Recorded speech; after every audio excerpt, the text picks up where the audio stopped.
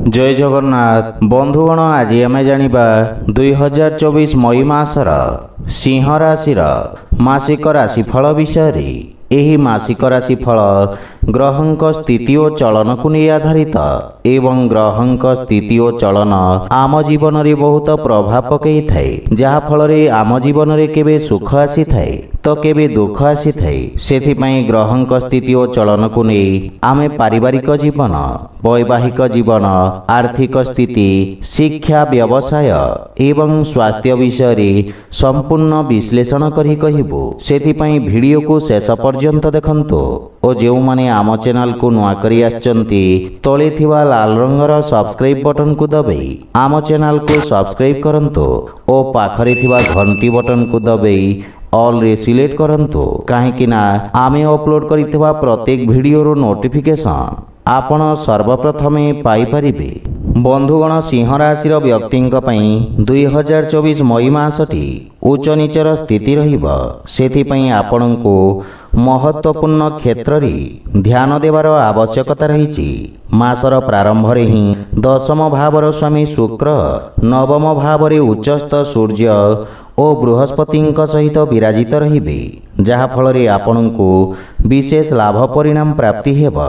चाकरी क्षेत्र रे स्थान परिवर्तन प्रयास करुथुवा व्यक्ति को सफलता मिलिबा। उत्तम स्थानांतरण मध्य संभावना रही। मासर द्वितीयार्ध रे सूर्यदेव 14 मई को दशम भाव को गोचर करिबे तथा ही समय आपण को अधिक फल प्रदान करिबा। सरकारी चाकरी क्षेत्र में जड़ित व्यक्ति को विशेष सफलता मिलिबा। षष्ठ भावर स्वामी शनि पूरा मास सप्तम भाव रे विराजित रहिबे, जहा फल रे आपण को कार्य क्षेत्र में पदोन्नतिर संभावना रही। व्यवसाय क्षेत्र में जड़ित व्यक्ति माननक पई मासटी उत्तम अनुकूल रहिबा तथा शनिदेव आपणक व्यवसाय को मजबूती प्रदान करिबे एवं व्यवसाय रे स्थायित्व आसीबा एवं व्यवसाय रो विस्तार करिबारे आपण सफल हेबे। सेहीपरि आर्थिक स्थिति दृष्टि मासटी सामान्य संघर्षपूर्ण रहिबा। अष्टम भाव रे राहु, मंगल और बुधंक उपस्थिति कारण आर्थिक क्षेत्र में कठिन स्थितिर सामना करने पड़िबा। स्वास्थ्य अवस्था को नहीं मध्य आपण खर्चांत हेबे, किंतु चाकरी क्षेत्र में जड़ित व्यक्ति को विशेष लाभ प्राप्ति हेबा। सरकारी क्षेत्र आर्थिक प्रोत्साहन प्राप्ति हेबा। व्यवसाय रे जड़ित व्यक्ति को उत्तम धन प्राप्तिर संकेत रही, किंतु शेयर मार्केट आदि निवेश आपणक पई क्षतिदायक साब्यस्त हेबा।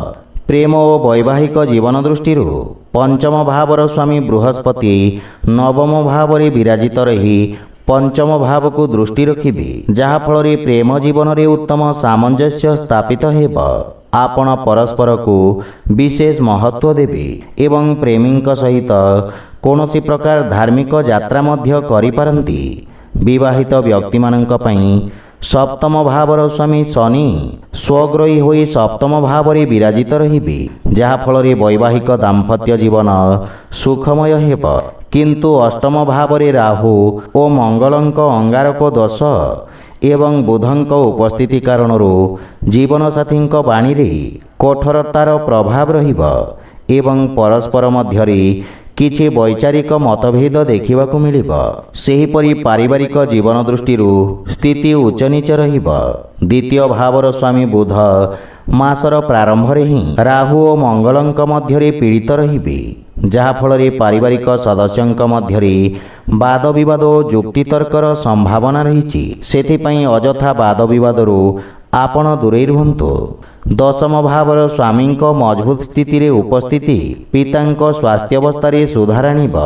भाई भौणी पक्षरु सहयोग प्राप्ति हेबा सहित छोट भाई भौणी आपणक आज्ञार अनुपालन करिबे। स्वास्थ्य दृष्टि मासटी सामान्य रहिबा। पूर्वरु थिबा स्वास्थ्य समस्या रे सुधार आसीबा, किंतु किछि छोट छोट स्वास्थ्य समस्या आपणको हैरान करिबा। सेथिपई स्वास्थ्य अवस्थार विषय ध्यान रखंतु।